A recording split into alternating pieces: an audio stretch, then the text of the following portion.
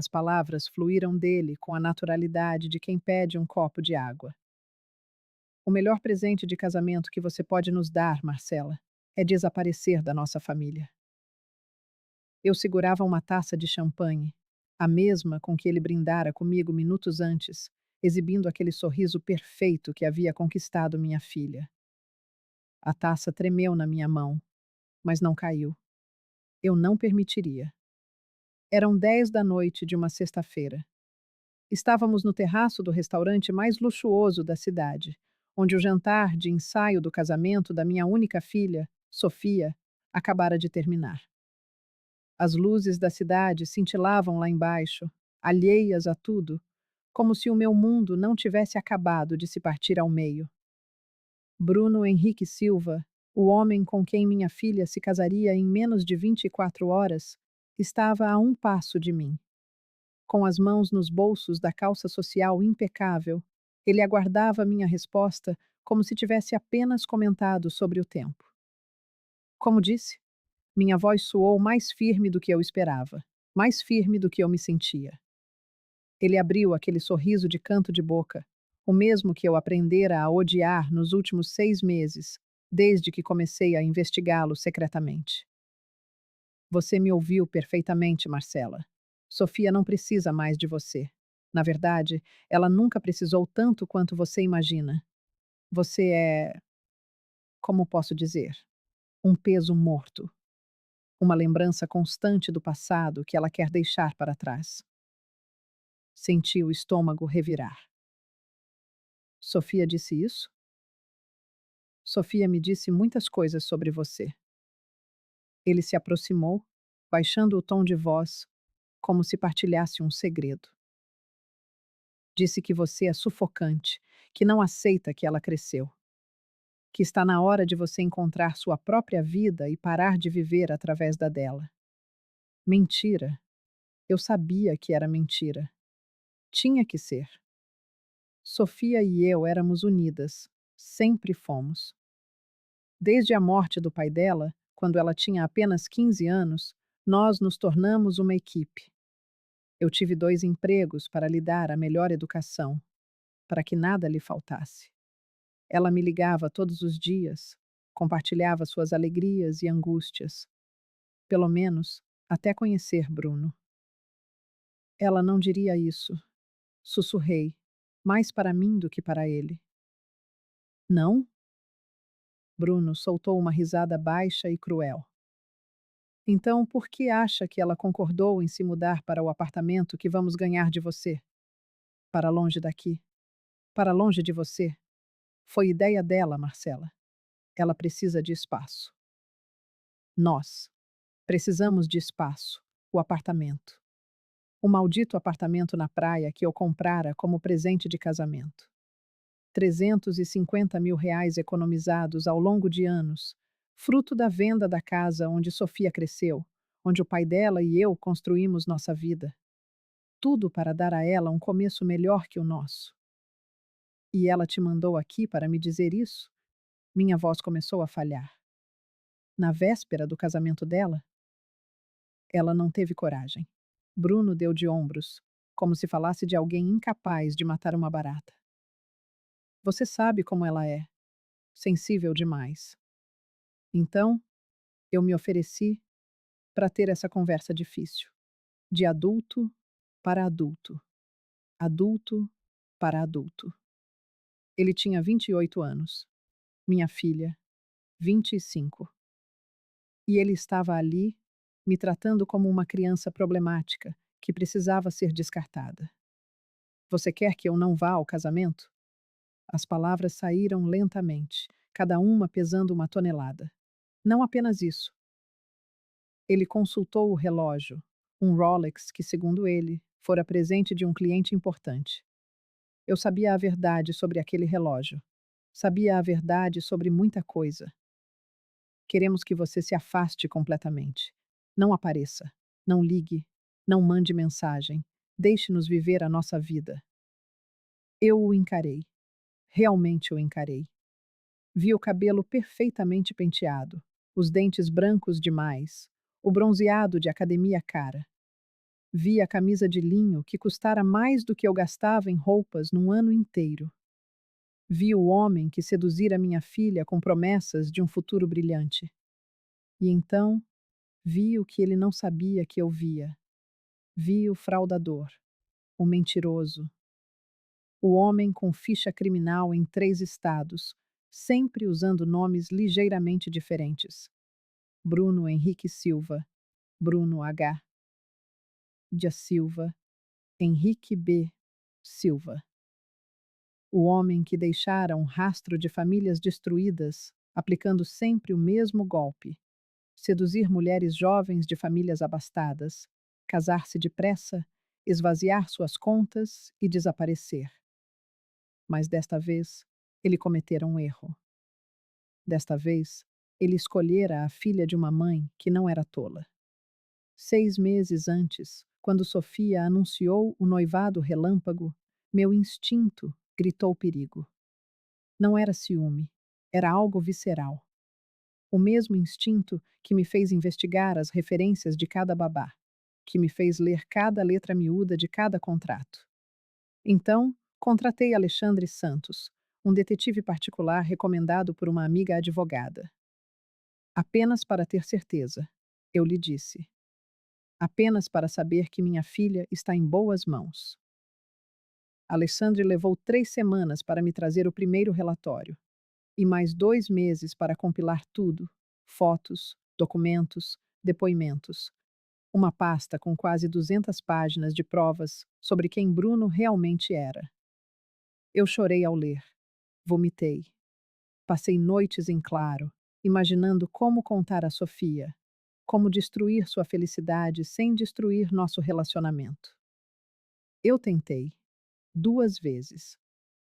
Na primeira, mostrei fotos dele com outra mulher. Sofia disse que eram antigas, que ele já havia explicado. Na segunda, mostrei um processo por estelionato. Ela disse que era perseguição de uma ex-sócia invejosa, que ele já lhe contara sobre aquela mulher. Ele sempre tinha uma explicação. Sempre me fazia parecer a sogra paranoica, a mãe superprotetora. Mãe, pelo amor de Deus, ela me disse da última vez, com o rosto banhado em lágrimas. Você não pode simplesmente ficar feliz por mim? Precisa estragar tudo? Depois disso, eu parei de tentar. Não por ter desistido, mas porque percebi que precisava de uma nova estratégia. Precisava de uma prova tão irrefutável, tão pública e devastadora, que nem mesmo o charme de Bruno pudesse contestá-la. Continuei a investigação em segredo. Enquanto eu escolhia flores para o casamento, Alexandre descobria mais 3 vítimas. Enquanto eu provava vestidos, ele encontrava documentos de empresas fantasma. E agora, ali, Bruno estava me dando exatamente o que eu precisava. Tudo bem, eu disse por fim. Ele piscou, surpreso. Tudo bem? Sim, vou desaparecer. Bebi o resto do champanhe, sentindo o líquido queimar a garganta. Vou lhes dar o presente que pediram. A satisfação se espalhou pelo rosto dele como óleo sobre a água. Fico feliz que esteja sendo razoável, Marcela. É melhor para todos. Só uma coisa, falei, pousando a taça vazia na mesa. O apartamento. Preciso de alguns dias para transferir a escritura. Burocracia, você sabe. Claro, sem pressa. Ele já se virava para voltar ao salão. Só. Não apareça amanhã, ok? Seria constrangedor. Não vou aparecer. Menti. Ele assentiu, satisfeito, e desapareceu pelas portas de vidro. Fiquei sozinha no terraço, deixando o vento frio da noite secar as lágrimas que eu nem percebera que caíam. Respirei fundo, 1, 2, 3 vezes. Então peguei o celular e fiz 3 ligações. A primeira, para Beatriz, minha corretora. Bia, sou eu. Preciso vender o apartamento da praia. Agora. Aceito qualquer oferta razoável acima de 300 mil. Consegue? Marcela, é loucura, ela protestou. Não posso esperar. Preciso do dinheiro até amanhã à tarde. A segunda foi para Alexandre. Está tudo pronto? Perguntei. 67 pacotes, um para cada convidado. Como você pediu, ele confirmou. Perfeito. Preciso que os coloque no salão de festas amanhã, antes da cerimônia. Serão as lembrancinhas para os convidados. A terceira foi para a gráfica que fazia trabalhos de última hora. Cristina, preciso de um serviço urgente. Quando voltei ao restaurante, Sofia correu ao meu encontro, o rosto lindo e preocupado. Mãe, onde você estava? Bruno disse que você não estava se sentindo bem. Segurei seu rosto entre as mãos, memorizando cada detalhe. Estou ótima, meu amor. Só precisei de um pouco de ar. Você sabe como fico emotiva. Eu sei. Ela me abraçou forte e meu coração se partiu um pouco mais. Mãe, eu te amo tanto. Você sabe, não é? Nada vai mudar isso. Eu sei, querida. E você sempre será minha filha. Por cima do ombro dela, vi Bruno nos observando. Ele ergueu a taça para mim, com aquele maldito sorriso superior no rosto, certo de que havia vencido, achando que eu era apenas mais uma mulher fraca que ele poderia descartar. Ele não fazia ideia. Eu sorri de volta, um sorriso que ele interpretou como submissão, mas que na verdade era uma promessa. Amanhã, no casamento dele, eu lhe daria exatamente o que ele pediu. Eu ia desaparecer, mas não antes de destruir completamente a vida dele. Cheguei em casa perto da meia-noite. O apartamento alugado, temporário, estava silencioso. Caixas por abrir e fotos encostadas nas paredes me fizeram perceber que, no fundo, eu sempre soube que este momento chegaria. Abri no computador a pasta que Alexandre me enviara. Operação Envelope. Tem certeza, Marcela? Ele perguntara. Depois disto, não há volta. Vai doer. Já está doendo. Eu respondera. Pelo menos agora vai doer por um bom motivo. Eu ainda podia parar. Deixar o casamento acontecer e esperar que Sofia descobrisse a verdade da pior maneira. Ou eu podia ser a vilã, a mãe que arruinou o casamento da própria filha. Eu carregaria esse fardo, mas minha filha estaria segura. Comecei a digitar. Queridos convidados, obrigada por celebrarem conosco. Como lembrança, preparei um presente especial para cada um de vocês. Passei a noite em claro. Às 3 da manhã, Beatriz ligou. Consegui. 320 mil, à vista. O comprador quer fechar negócio às 7 da manhã. Estarei lá, eu disse. Desliguei e voltei ao computador. Os documentos impressos estavam empilhados ao meu lado, provas de um crime que estava prestes a ser revelado. Primeira vítima, Juliana Rodrigues, 23 anos. Bruno a conheceu em Florianópolis, apresentando-se como Bruno H. da Silva, empresário de tecnologia. Ficaram noivos em 3 meses. Ela lhe emprestou 140 mil reais para expandir o negócio. Ele desapareceu uma semana depois. Boletim de ocorrência número 2047-2023. Num documento, uma foto revelava olhos vermelhos, inchados pelo choro incessante. Segunda vítima, Camila e Rodrigo Farias, um casal de Curitiba. Bruno os convencera a investir 200 mil reais em uma startup de aplicativos que nunca existira. Processo Civil número 50892, de 2023. Eles perderam as economias de uma década inteira. Terceira vítima, Marina Costa, de 27 anos. Ela o conhecera em um cruzeiro, onde ele se apresentara como viúvo, alegando que a esposa morrera de câncer. Comovida, Marina o apresentara à sua família abastada. 3 meses depois, joias da avó dela, avaliadas em R$ 80.000, haviam desaparecido junto com ele. Boletim de ocorrência número 1523 de 2024. E assim seguia a narrativa, página após página, rosto após rosto, história após história. 17 vítimas identificadas, mais de R$ 1 milhão roubados. E essas eram apenas as que Alexandre conseguira encontrar. Cada envelope continha cópias de tudo isso. 67 envelopes, 67 pessoas prestes a encarar a mesma verdade ao mesmo tempo. 67 testemunhas, irrefutáveis, impossíveis de negar ou esconder. Terminei de organizar os últimos documentos quando o sol começava a nascer. Tomei um banho demorado, deixando a água quente lavar o cansaço dos ossos, embora não apagasse a determinação que ardia em mim. Vesti um vestido azul marinho simples, prendi o cabelo em um coque elegante e passei uma maquiagem leve.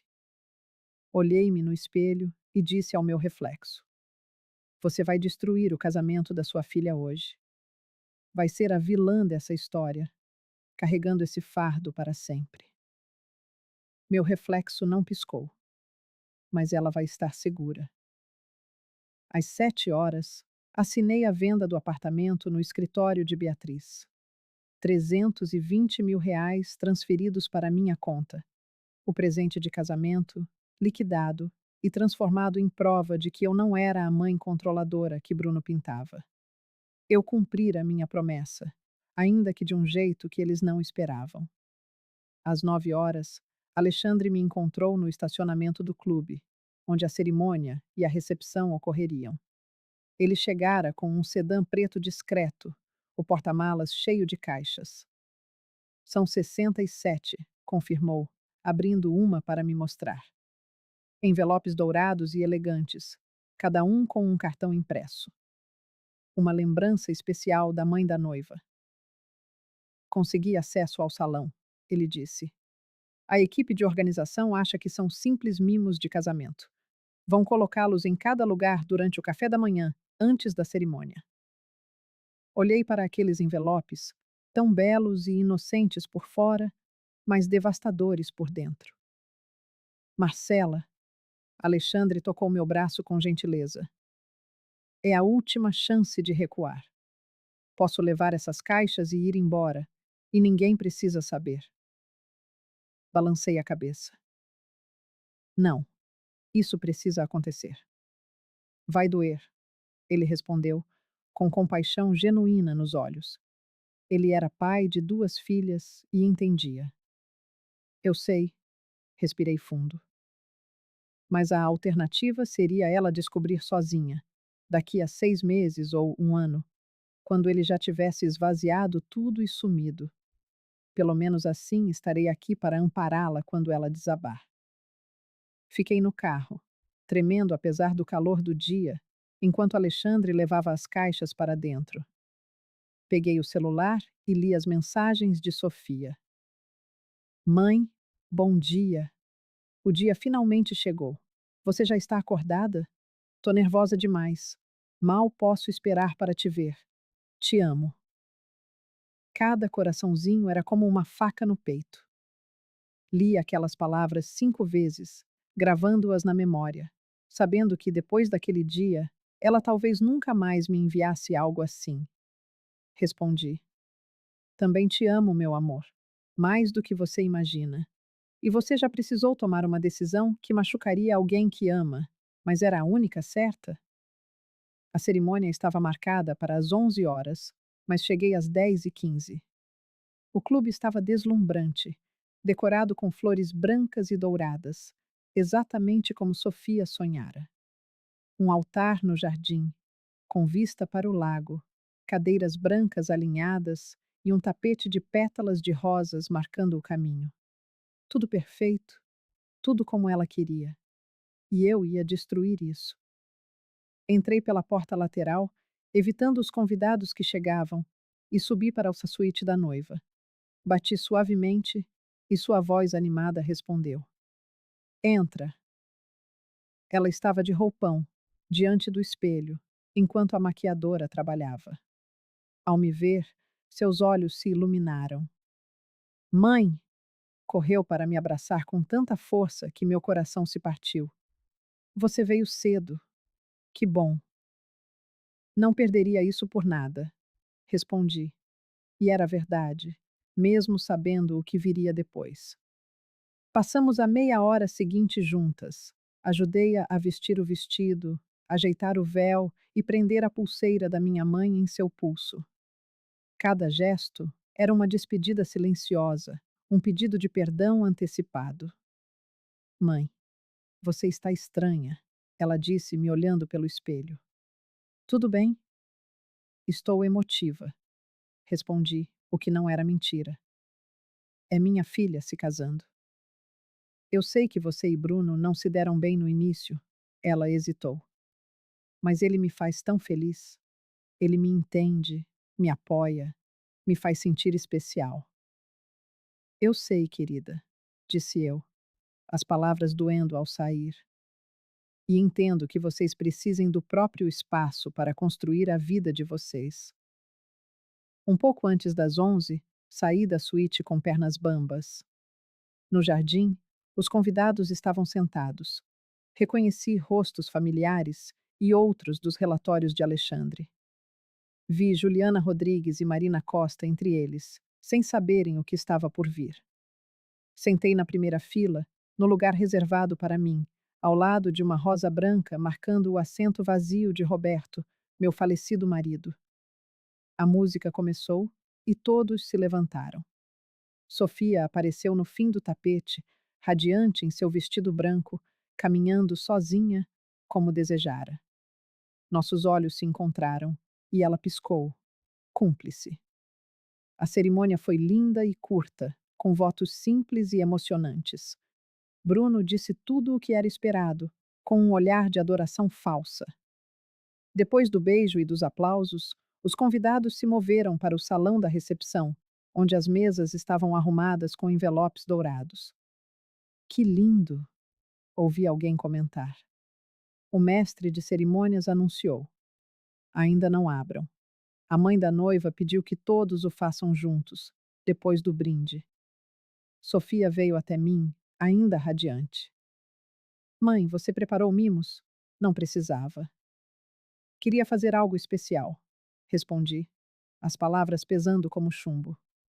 No palco, durante o almoço, Bruno e Sofia fizeram brindes e o salão ecoava risos. Então, chegou o momento. Agora, uma surpresa da mãe da noiva, disse o mestre de cerimônias. Levantei-me, peguei o microfone e comecei. Sofia, desde o dia em que você nasceu, tudo o que fiz foi pelo seu bem-estar e felicidade. Às vezes, ser mãe significa fazer escolhas difíceis, que machucam, mas são necessárias. Vi a confusão em seu rosto. Os envelopes à sua frente contêm informações importantes.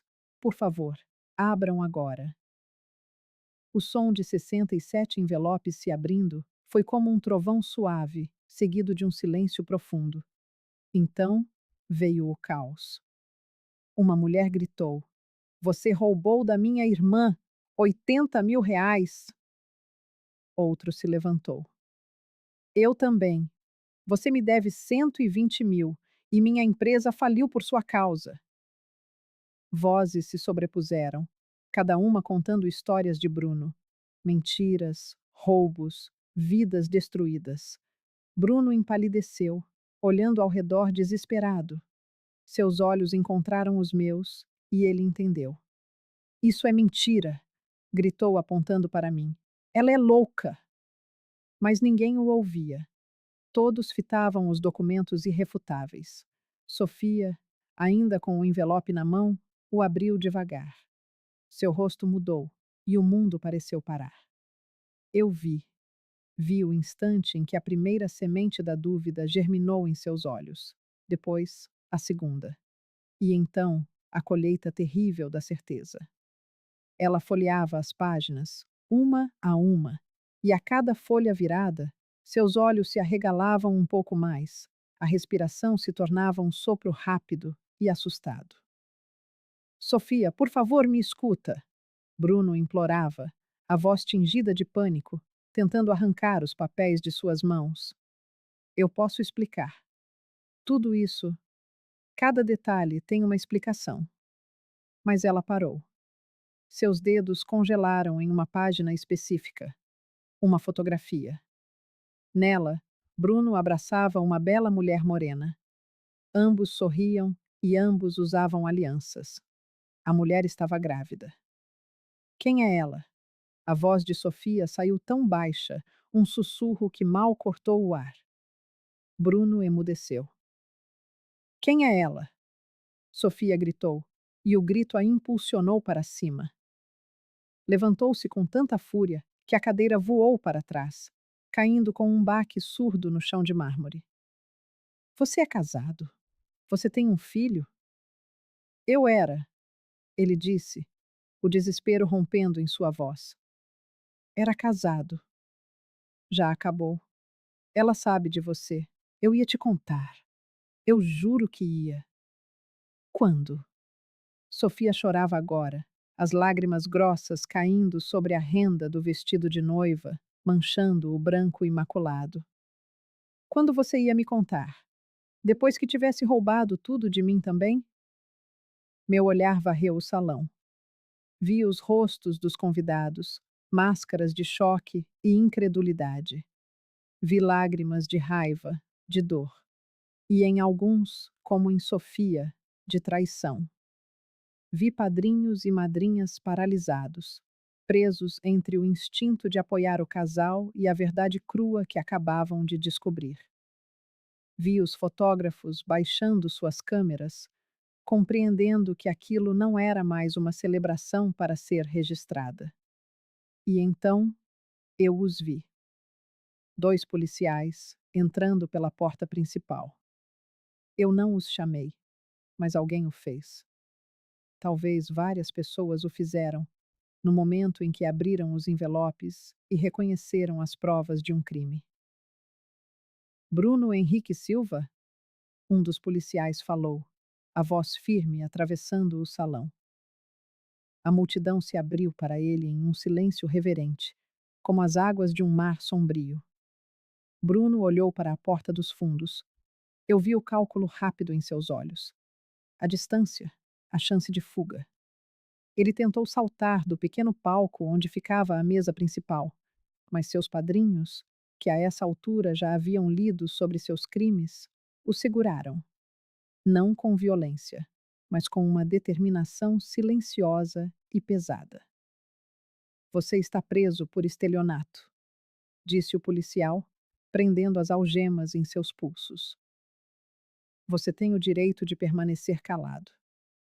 Os direitos foram lidos, as algemas estalaram no lugar, e Bruno Henrique Silva, o noivo que há 15 minutos beijava sua noiva diante do altar, era agora escoltado para fora, sob o olhar de 67 convidados mudos. Antes de cruzar a porta, ele olhou para trás. Não para Sofia, para mim. Você vai pagar por isso, ele disse, a voz baixa, mas clara como cristal. Você destruiu a sua filha. Ela nunca vai te perdoar. Talvez ele estivesse certo. Talvez Sofia nunca me perdoasse. Mas pelo menos ela estava segura. A porta se fechou atrás dele. O silêncio que se seguiu foi ensurdecedor. E então, Sofia desmoronou. Não de uma vez. Eu vi seus joelhos cederem. Vi suas mãos se agarrarem à toalha da mesa para não cair. Vi o peso esmagador da verdade desabar sobre ela. Corri em sua direção, subi os degraus do palco, mas ela levantou a mão, me parando. Não, disse ela, a voz fraturada. Não se aproxime de mim. Sofia, querida, você sabia? Não era uma pergunta, era uma acusação. Você sabia de tudo isso e não me disse nada. Eu tentei, Sofia. Minha voz saiu desesperada. Tentei tantas vezes, Mas você não quis acreditar. Então você decidiu fazer isto? Ela gesticulou para o salão, para os convidados em choque, para os envelopes espalhados sobre as mesas. Destruir o meu casamento na frente de todo mundo? Eu não tinha outra opção. A minha voz soou mais alta do que eu pretendia. Ele ia te destruir, Sofia. Ia esvaziar sua conta bancária e desaparecer. Pelo menos assim, você descobriu antes que fosse tarde demais. Tarde demais. Ela riu. Um som amargo, quebrado. Tarde demais. Eu me casei com ele, mãe, na frente de todas essas pessoas. Eu fiz meus votos e agora todo mundo. Ela olhou ao redor, para os rostos que a observavam. Todo mundo sabe que eu fui idiota o suficiente para não ver quem ele realmente era. Você não é idiota, eu disse, tentando alcançá-la novamente. Ele era bom no que fazia. Ele enganou dezenas de pessoas. Você não tinha como saber. Mas você sabia, ela gritava agora. Você sabia há 6 meses e me deixou planejar esse casamento, comprar esse vestido, convidar todas essas pessoas, sabendo que ia terminar assim? Ela estava certa. Meu Deus, ela estava tão certa. Eu a deixei continuar planejando, sonhando, se apaixonando cada vez mais, sabendo que o final seria este. Eu sinto muito, sussurrei. Eu sinto tanto, Sofia. Sai daqui. Ela se virou, me dando as costas. Vai embora. Eu não quero mais te ver. Sofia, por favor. Embora! Ela gritou, e o som ecoou pelas paredes do salão. Você conseguiu o que queria. Ele se foi. Agora, vá você também. Senti meu coração se partir em definitivo, mas fiz o que ela pediu. Virei-me e comecei a descer do palco. Cada passo era mais pesado que o anterior. Parei na saída e olhei para trás uma última vez. Sofia estava lá, de pé no meio do palco vazio, sozinha em seu vestido de noiva, cercada por flores e decorações de um casamento que acabara antes de começar. As lágrimas borrando a maquiagem perfeita. O buquê, caído no chão.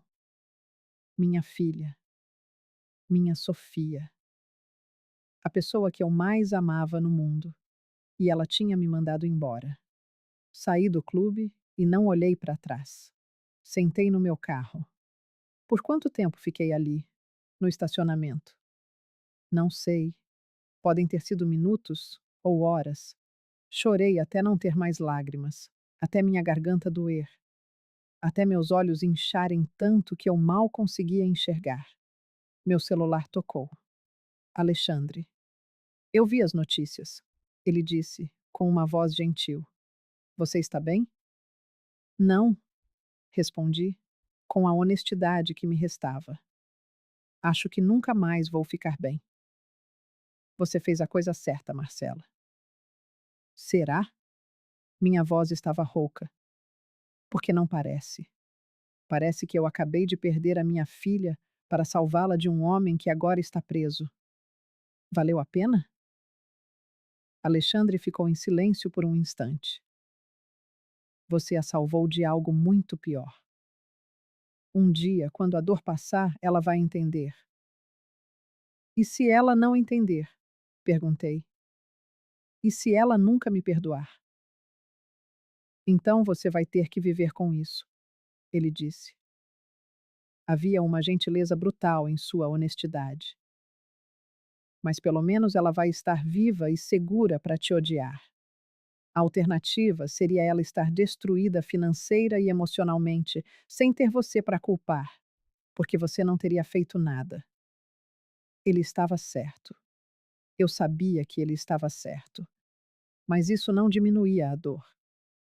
Desliguei e olhei de novo para o clube. Os convidados começavam a sair em pequenos grupos, cochichando. Alguns me viram no carro e desviaram o olhar. Outros acenaram com simpatia. Alguns vieram até mim. Uma mulher, na casa dos 30, bateu na minha janela. Eu abri. Você é a mãe da noiva, ela afirmou. Meu nome é Carla. Bruno me roubou R$ 70.000 há 2 anos. Minha história estava no envelope. Obrigada. Lágrimas escorriam pelo rosto dela. Obrigada por fazer o que a polícia não conseguiu, por expor esse monstro. Outras pessoas se aproximaram. Um senhor idoso que perdeu as economias da aposentadoria. Uma jovem que quase se casou com ele. Um casal que investiu numa empresa fantasma. Todos tinham a mesma mensagem. Obrigado. Você nos deu justiça. Mas nenhum deles tinha perdido uma filha no processo. Voltei para casa enquanto o sol se punha. O apartamento parecia ainda mais vazio. Liguei a televisão no noticiário. A prisão de Bruno já estava em todos os canais. Golpista é preso no próprio casamento após ser exposto pela sogra, dizia o apresentador. Mostravam a foto dele sendo levado. Bruno Henrique Silva é suspeito de aplicar golpes em pelo menos 17 vítimas, roubando mais de R$ 1 milhão. Desliguei. Não conseguia mais ouvir. Meu celular vibrou. Uma mensagem de um número desconhecido. Senhora Marcela, meu nome é Vera Martins. O detetive Alexandre Santos me passou seu contato. Preciso desesperadamente falar com a senhora sobre Bruno Silva. Por favor, me ligue assim que puder. Olhei para a mensagem por um longo tempo. Quem era Vera Martins? Por que Alexandre daria meu número a ela? Antes que eu pudesse decidir, outra mensagem chegou. Era de Alexandre. Marcela, o nome dela é Vera. É mãe de Ana Martins, noiva de Tiago Costa. Tiago era o sócio de Bruno. Mesmo esquema. Ana vai cometer o mesmo erro que Sofia quase cometeu. Vera está desesperada. Pensei que você pudesse ajudar. Li a mensagem 3 vezes. Tiago Costa, sócio de Bruno. Outra mãe, outra filha. Outro casamento construído sobre mentiras. Olhei para a tela escura da televisão, para o apartamento silencioso, para o meu telefone que não recebia nenhuma mensagem de Sofia. Eu tinha acabado de destruir o casamento da minha filha. Tinha acabado de perder a pessoa que eu mais amava. Tinha me tornado a vilã da história dela. E agora, eu tinha uma escolha. Podia me afundar na minha própria dor, lamentar para sempre se tinha feito a coisa certa. Ou podia fazer com que toda essa dor valesse alguma coisa. Disquei o número de Vera Martins. Ela atendeu no primeiro toque. Alô? Vera, eu disse, a voz ainda rouca de tanto chorar. Meu nome é Marcela Oliveira. Fiquei sabendo que você precisa de ajuda. E vocês? Fariam de novo? Se pudessem voltar no tempo, mudariam alguma coisa? Ou fariam exatamente o mesmo, mesmo sabendo o quanto iria doer? Nos dias que se seguiram, mergulhei na investigação sobre Tiago Costa e Ana Martins. Era mais fácil focar na dor de outra pessoa do que na minha. Mais fácil tentar salvar outra filha do que processar o fato de que talvez eu tivesse perdido a minha para sempre. Sofia não ligou. Não respondeu. Era como se eu tivesse sido apagada da vida dela. Vera era uma mulher elegante, viúva como eu, com uma história assustadoramente familiar. Filha única, herdeira de uma fortuna, um noivo charmoso que surgiu do nada e a arrebatou. Casamento marcado para dali a 3 semanas. Eu também senti que algo estava errado, Vera me confessou, quando nos encontramos em um café discreto. Mas a Ana, ela está cega de amor. Não me escuta. Eu sei exatamente como é, respondi, tomando um gole do café amargo que espelhava meu estado de espírito. Eu vi o que você fez, ela continuou, hesitante. Nas notícias. Foi corajoso, mas também foi brutal. Foi necessário, corrigi. Covardia seria deixar acontecer. E a sua filha? Ela entendeu? Balancei a cabeça. Não. E talvez nunca entenda. Mas ela está segura. E no final, é só isso que importa. Vera ficou em silêncio. Eu não posso fazer o que você fez. Não posso destruir o casamento da Ana daquele jeito. Não posso fazer com que ela me odeie. Então vai deixá-la se casar com um criminoso? Minha voz saiu mais dura do que eu pretendia. Vai deixar que ele a destrua, só para não ser a vilã da história? Você não entende, disse Vera, com lágrimas nos olhos. Ana é tudo o que eu tenho. Se eu fizer isso, se eu expor o Tiago, eu vou perdê-la. E eu não sei se consigo viver com isso. Olhei para ela e vi o meu próprio medo refletido em seu rosto. O medo que eu enfrentei, que escolhi encarar. Você tem razão, eu disse por fim. Você pode perdê-la. Eu perdi a minha. Mas sabe o que seria pior? Ser cúmplice. E então, quando ele a destruir, quando roubar tudo e desaparecer, ela vai se lembrar que você sabia e vai te odiar do mesmo jeito.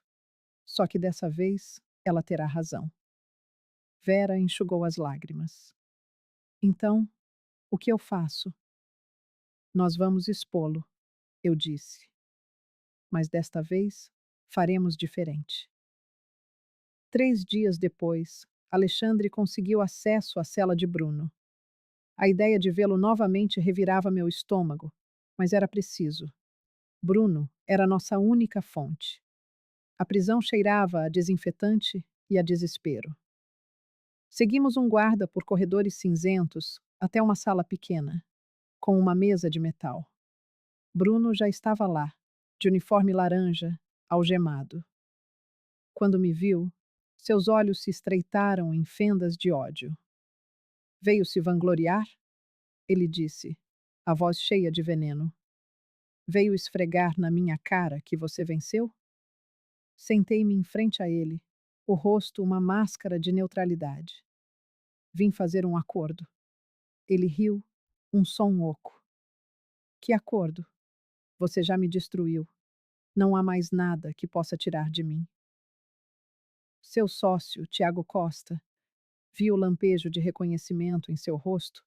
Está prestes a se casar com uma garota chamada Ana Martins. O casamento é em 3 semanas. E por que isso seria problema meu? Ele se recostou, tentando parecer entediado, mas seus olhos não paravam de calcular.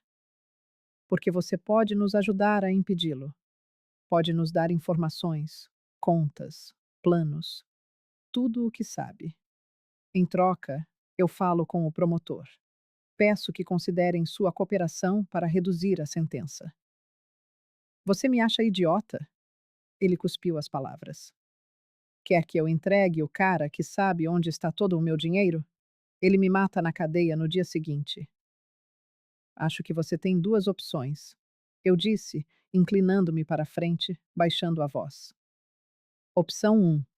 Você fica quieto, protege o Tiago e pega a pena máxima. 15, talvez 20 anos. Quando sair, terá quase 50.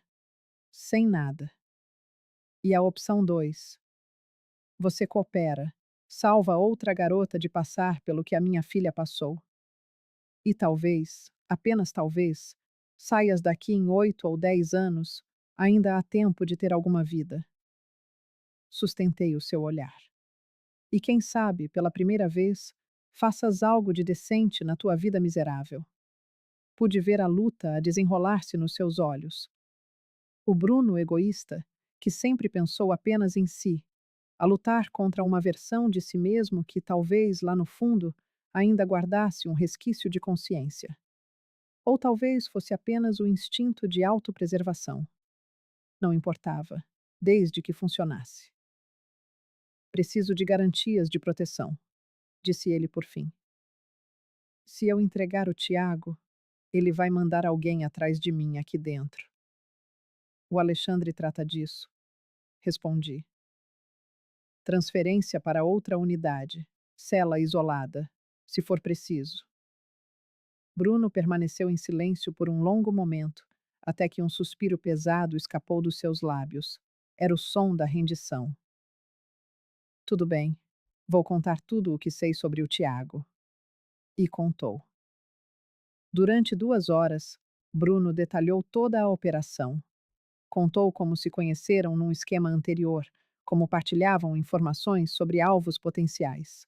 Mulheres jovens de famílias abastadas, de preferência com pais falecidos ou ausentes.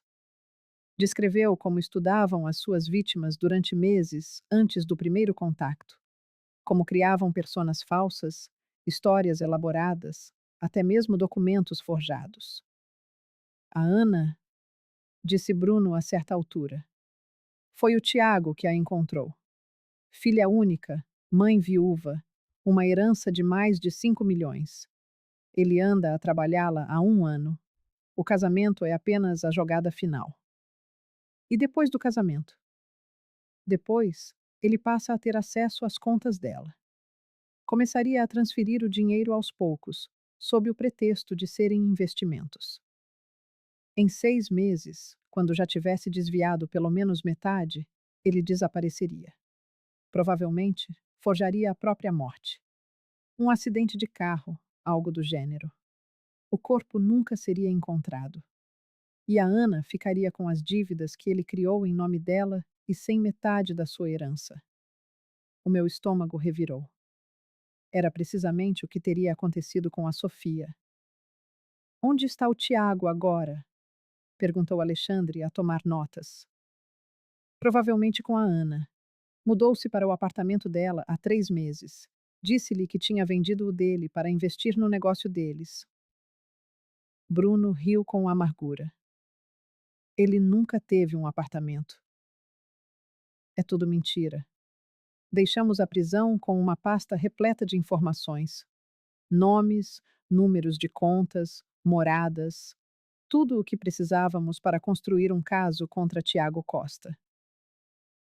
Isto é suficiente para o prender? Perguntei a Alexandre no caminho de volta. Para o prender? Talvez. Mas para convencer uma noiva apaixonada? Ele abanou a cabeça. Isso vai ser mais difícil. Ele tinha razão. Quando a Vera tentou mostrar as provas a Ana, a reação foi exatamente a que eu esperava. Negação, raiva, acusações de que a mãe estava a tentar sabotar a sua felicidade. É exatamente igual, disse-me Vera ao telefone, a voz embargada pelo choro. Ela não acredita em nada. Diz que são mentiras, que alguém está a tentar prejudicar o Tiago. Ela está a afastar-me da vida dela, Marcela, tal como a Sofia te afastou da tua. Sentei-me na cama, a olhar para a fotografia da Sofia na minha mesa de cabeceira. 3 semanas desde o casamento desastroso. 3 semanas sem falar com a minha filha. 3 semanas mergulhada na pior dor que alguma vez senti. Vera, disse eu, a limpar as minhas próprias lágrimas. Não podemos desistir. Se não fizermos nada, o Tiago vai destruir a Ana. E aí, nunca te vais perdoar. Mas o que é que fazemos? Ela não me ouve. Pensei por um longo momento. Lembrei-me do casamento, dos envelopes, do impacto de ver a verdade exposta de uma só vez, de forma irrefutável, em frente a testemunhas. Mas também me lembrei da dor da Sofia, do ódio nos seus olhos, da forma como me pediu para ir embora. Não podia fazer o mesmo com a Ana. Tinha de haver outra maneira. Precisamos que a Ana veja a verdade com os seus próprios olhos, disse eu lentamente, sentindo a ideia tomar forma enquanto falava. Não podemos ser nós a contar-lhe. Ela tem de descobrir por si mesma. Tem de o confrontar e ouvir as mentiras a saírem da boca dele. Como? Organizamos um jantar. Tu, eu, a Ana e o Tiago.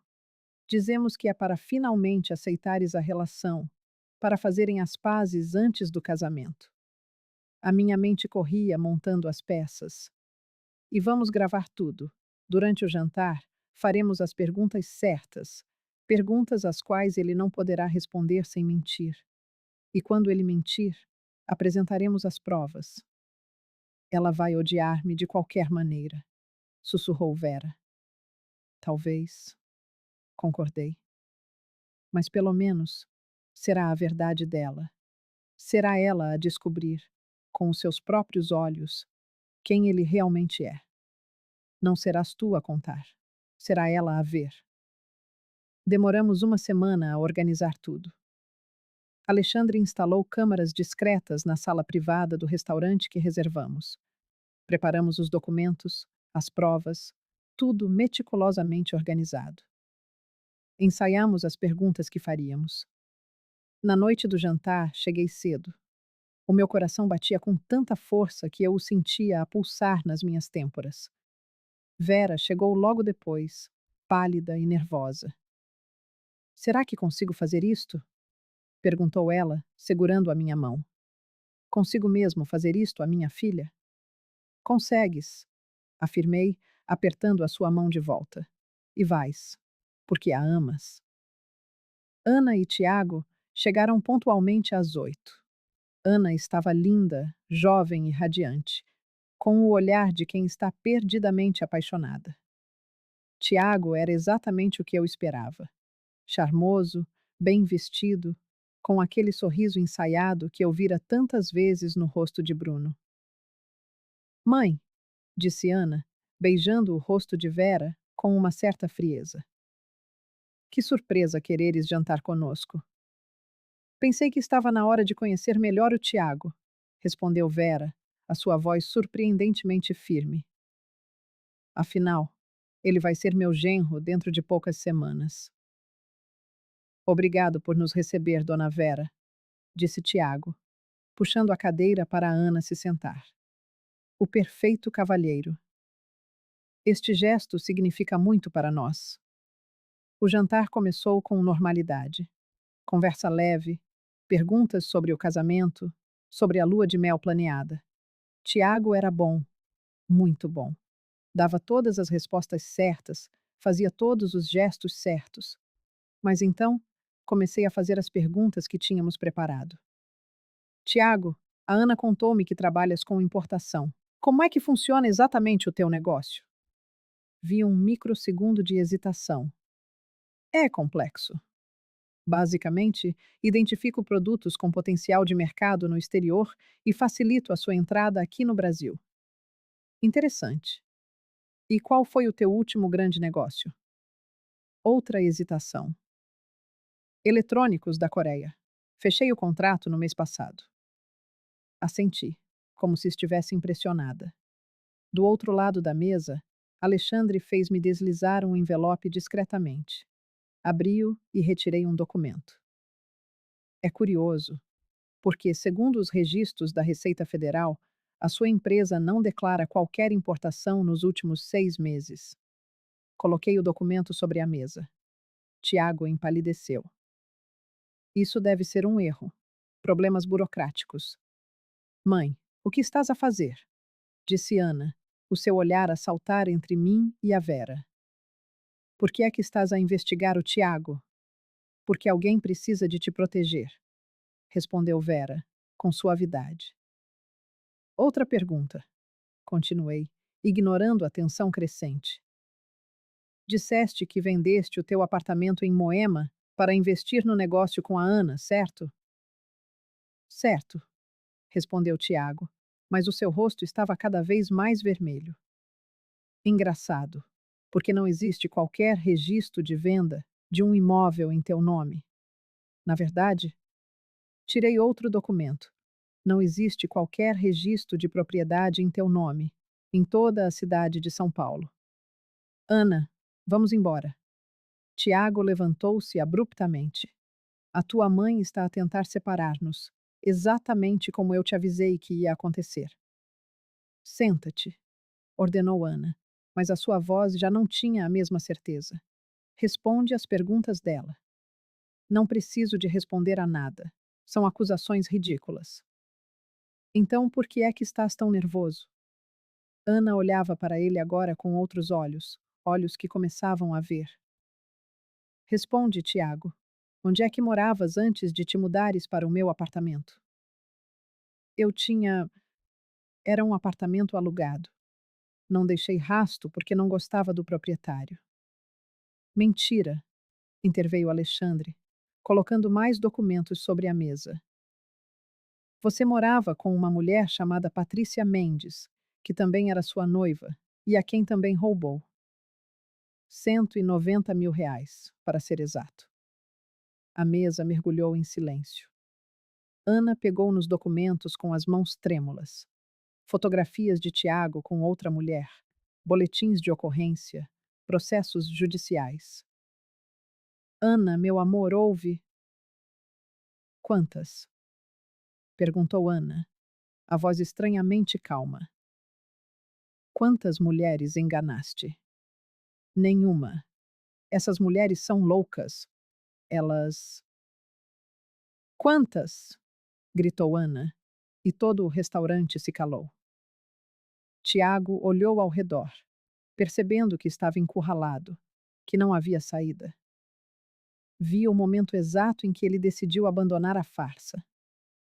Sabes que mais? Disse ele, a sua voz completamente transformada.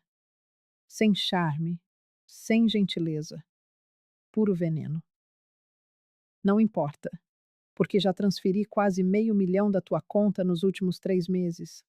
E tu, sua idiota apaixonada, assinaste todos os papéis sem sequer os ler. Ana ficou branca como a cal. O quê? Os investimentos que te pedi para assinar não passavam de autorizações de transferência para contas offshore. Dinheiro que nunca mais vais ver. Ele abriu um sorriso cruel. Obrigado por tudo, Ana. Foi um prazer fazer negócios contigo. Levantou-se e começou a andar em direção à porta. Alexandre levantou-se também, bloqueando-lhe o caminho. Pode sair pela porta da frente, disse Alexandre calmamente, onde os meus colegas da polícia o aguardam. Ou pode tentar a porta dos fundos, onde também há polícias. A escolha é sua. A prisão de Tiago foi mais silenciosa que a de Bruno. Sem plateia, sem drama, apenas o som das algemas e dos direitos a serem lidos enquanto Ana assistia, lágrimas silenciosas a escorrerem-lhe pelo rosto. Quando o levaram, Vera aproximou-se da filha. Ana não se afastou. Apenas desabou nos braços da mãe, a chorar como uma criança. Lamento tanto, sussurrava Vera, acariciando os cabelos de Ana. Lamento tanto, minha filha. Tu tinhas razão, soluçava Ana. Tentaste avisar-me e eu não te ouvi. Shhh. Está tudo bem agora. Estás segura. É tudo o que importa. Observei a cena com o coração destroçado. Queria que fosse a Sofia nos meus braços. Queria ter aquele momento de reconciliação, mas tudo o que eu tinha era silêncio. Alexandre acompanhou-me até ao carro. Salvaste aquela rapariga, disse ele. Devias sentir-te orgulhosa. Não sinto, admiti. Sinto-me vazia. A tua filha vai voltar, disse ele com gentileza. Pode levar tempo, mas ela vai. Como é que sabes? Porque ela é tua filha, e no fundo, ela sabe que fizeste a coisa certa. Só que ele estava errado. A Sofia não voltou. Não naquele dia, nem no seguinte, nem na semana a seguir. Passou-se 1 mês. Depois, 2. Eu enviava-lhe mensagens ocasionais. Bom dia, está tudo bem? Estou aqui se precisares. Nada muito longo, nada muito insistente. Apenas lembretes suaves de que eu ainda existia. Ela nunca respondia. Vera e Ana, por outro lado, tornaram-se mais próximas. Ana iniciou o processo para reaver parte do dinheiro roubado. Vera apoiou-a a cada passo. Convidavam-me frequentemente para almoçar, para conversar, para agradecer por ter salvo a vida de Ana. Era reconfortante, mas não preenchia o vazio que a Sofia tinha deixado. Foi Ana quem teve a ideia da fundação. Tu percebes quantas mulheres passam por isto? Disse ela num dos nossos almoços, 3 meses após a sua quase tragédia. Quantas são enganadas, roubadas, manipuladas? E ninguém fala sobre isso. Ninguém ajuda. É verdade, concordou Vera. Se não fosses tu, Marcela, eu teria perdido a minha filha para aquele monstro. E a Sofia pagou o preço por isso, disse eu em voz baixa. Então, faz com que valha a pena, disse Ana, pegando na minha mão. Transforma essa dor em algo bom. Ajuda outras mães, outras filhas. Cria algo que possa impedir que isto aconteça a mais pessoas. E foi assim que nasceu a Fundação Recomeçar.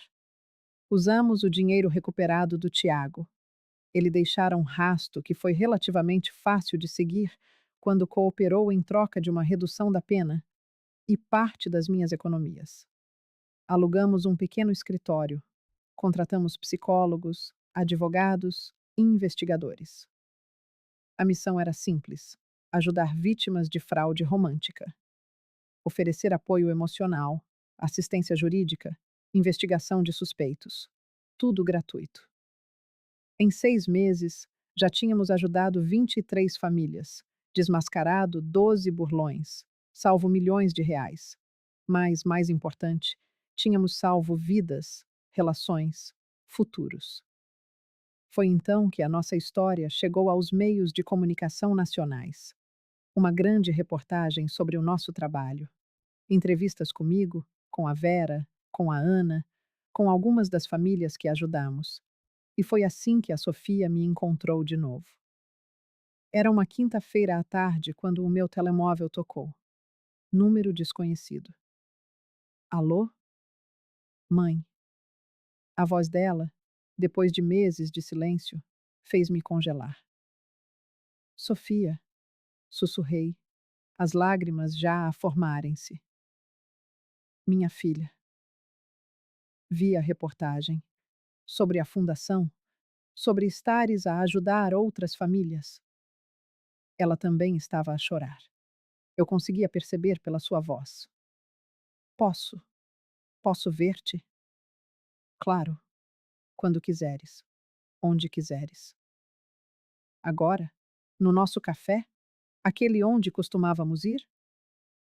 Estou a caminho. 30 minutos depois, estava sentada na mesma cafetaria onde a Sofia e eu costumávamos tomar o pequeno almoço aos domingos, antes de tudo acontecer. Ela chegou logo depois, mais magra, com olheiras, mas ainda a minha Sofia. Abraçamo-nos sem dizer nada. Apenas ficamos ali, a segurar uma na outra, a chorar, a deixar que meses de dor e silêncio finalmente se libertassem. Lamento tanto, disse ela, quando finalmente nos sentamos. Lamento tudo o que te disse naquele dia, por te ter mandado embora, por ter ficado tanto tempo sem falar contigo. Não precisas de pedir desculpa, disse eu, segurando as suas mãos. Estavas magoada. Tinhas todo o direito de sentir raiva. Mas tu tinhas razão. Ela enxugou os olhos. Sobretudo, sobre ele. Se não tivesses feito o que fizeste, eu teria perdido tudo. Não só o dinheiro, mas a mim mesma. Como é que estás? Perguntei, porque era tudo o que importava. A sério, como estás? Melhor, respondeu ela. E havia uma nova força na sua voz. Fiz muita terapia. Tive de processar tudo: a traição, a manipulação, a raiva de mim mesma por ter sido enganada. Mas estou melhor. Ainda tenho pesadelos, às vezes, admitiu. Eu ainda sonho que me casei com ele, mãe. Sonho que ele conseguiu me destruir por completo. E então eu acordo e sinto uma gratidão imensa por você ter me salvado, mesmo sabendo o quanto doeria. Nossas lágrimas voltaram a cair, um choro de alívio, de amor e de todas as palavras que ficaram presas na garganta durante os longos meses de silêncio. Depois de um tempo, Sofia quebrou o silêncio. A fundação, ela começou com uma nova determinação no olhar. Eu posso ajudar. Eu quero fazer parte disso. Quero dar a mão a outras mulheres que estão passando pelo que eu passei. Eu a encarei, preocupada. Você tem certeza, filha? Isso vai significar revisitar o trauma, reviver tudo de novo. Eu sei, ela me interrompeu, firme. Mas também significa transformar toda essa dor em algo bom. Significa que no final, ele não venceu. Ela apertou a minha mão com força. Significa que nós vencemos. Na semana seguinte, Sofia se juntou à fundação. No início, era voluntária, partilhando a sua história com noivas que, como ela um dia, sentiam que algo estava errado. A sua força e a sua recuperação inspiravam outras mulheres a encontrar a coragem para investigar, para se protegerem. Em apenas um ano, a Fundação Recomeçar já tinha 3 escritórios em estados diferentes. Os números eram impressionantes: 57 famílias amparadas, 31 fraudadores desmascarados e presos. Mas o número mais importante era outro: 57 famílias que não foram destruídas. 57 mulheres que não perderam tudo. O tempo passou. Bruno cumpriu 8 anos de pena e foi solto por bom comportamento. Soube que hoje trabalha num call center, levando uma vida anônima, sem o glamour que ele tanto perseguia. Tiago pegou 10 anos. Outros criminosos que ajudamos a expor receberam sentenças ainda mais longas. E Sofia? Sofia encontrou um novo amor. Um homem gentil, de alma simples, que eu investiguei da cabeça aos pés, com a bênção dela, claro, antes que o relacionamento se tornasse sério. Eles estão felizes. Cautelosos? Sim, mas genuinamente felizes. Quanto a mim, encontrei no meio da dor o meu propósito. A fundação tornou-se a minha vida. Cada família que acolhemos, cada mulher que ajudamos a se reerguer, é uma maneira de honrar a dor que eu e Sofia atravessamos. Uma forma de garantir que o nosso sofrimento não foi em vão. Às vezes, na calada da noite, ainda me pergunto se fiz a coisa certa naquele dia. Se destruir o casamento da minha filha daquela forma era a única saída. Mas então, a clareza vem. Lembro-me das 17 outras vítimas de Bruno. Lembro-me de todas as famílias que a Fundação salvou. E eu sei, com cada fibra do meu ser, que eu faria tudo de novo. Porque às vezes, amar alguém significa causar uma ferida para evitar a morte. Significa ser a vilã da história por um capítulo, para garantir um final feliz. Significa colocar a segurança de quem você ama acima do seu próprio conforto. Bruno mandou que eu desaparecesse da vida da minha filha, e por um tempo eu desapareci. Mas quando eu voltei, voltei mais forte e com uma missão: garantir que nenhuma outra mãe precise fazer a escolha impossível que eu fiz. Que nenhuma outra filha descubra, tarde demais, que o grande amor da sua vida era uma grande mentira. Obrigada por ter chegado até aqui. Se esta história tocou você de alguma forma, por favor, partilhe-a com quem precisa ouvi-la. E se você, ou alguém que conhece, está num relacionamento que parece bom demais para ser verdade, com alguém cujas histórias nunca batem certo, um amor que te isola de quem te quer bem, por favor, investigue. Por favor, proteja-se. E, acima de tudo, por favor, escute quando alguém que te ama demonstra preocupação. Porque, às vezes, a mão que parece estar a segurar-te, na verdade, é a única coisa que te impede de cair no abismo.